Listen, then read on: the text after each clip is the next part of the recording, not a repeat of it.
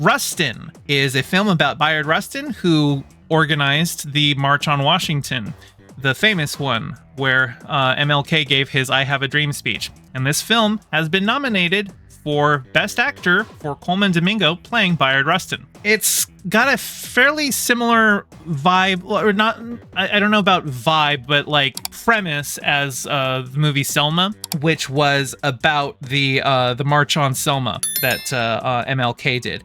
Because this is all very much, focusing on a civil rights leader organizing, a big protest. In this case, the March on Washington.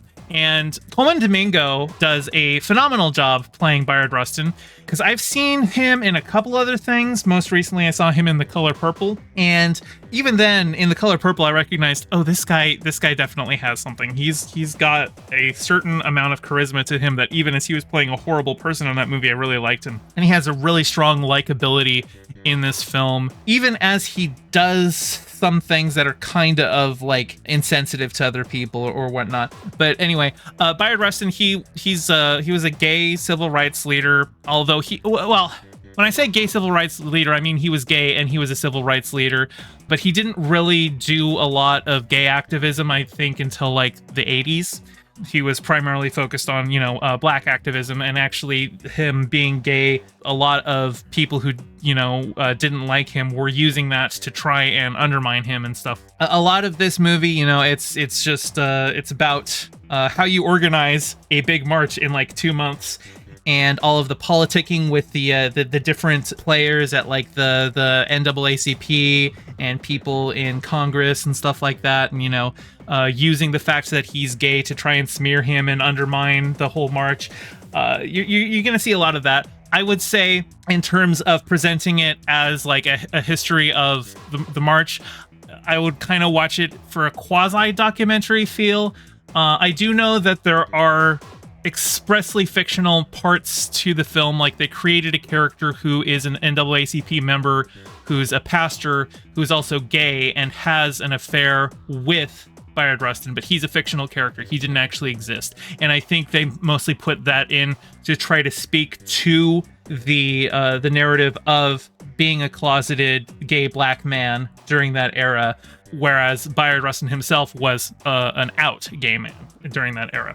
And so I would not look at this fully as a historical document, but I'm mostly reviewing this because Coleman Domingo has been nominated for Best Actor for it. And we've got here all of the nominations for Best Actor in a Leading Role. We've got Bradley Cooper for Maestro, Coleman Domingo for Rustin, Paul Giamatti for The Holdovers, Cillian Murphy for Oppenheimer, and Jeffrey Wright for American Fiction. And I can tell you right now that out of this list, I think it's a coin toss between Bradley Cooper and Coleman Domingo. He really gave it his all in this film. He played a very interesting, vulnerable, charming character, larger than life, and having seen him in other things, I can tell it's a very big character transformation. Very much like seeing Bradley Cooper in Maestro. And so I think Coleman Domingo has a real shot at actually winning this one. If you go see it, I would say primarily go see it for his performance, because he really knocks it out of the park. Hey, thanks for watching. Your view means a lot.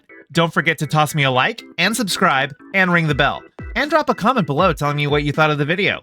I stream Mondays and Fridays at 5 p.m. Pacific and Sundays at 2, so catch me live and join in on the convo. You can find all my socials in the description below, and thank you to all my patrons with a very special shout out to my Whaled Shark tier patron Ryan D and my Anemone friend tier patron Piftle Cakes. Your support means the world. Catch you next time.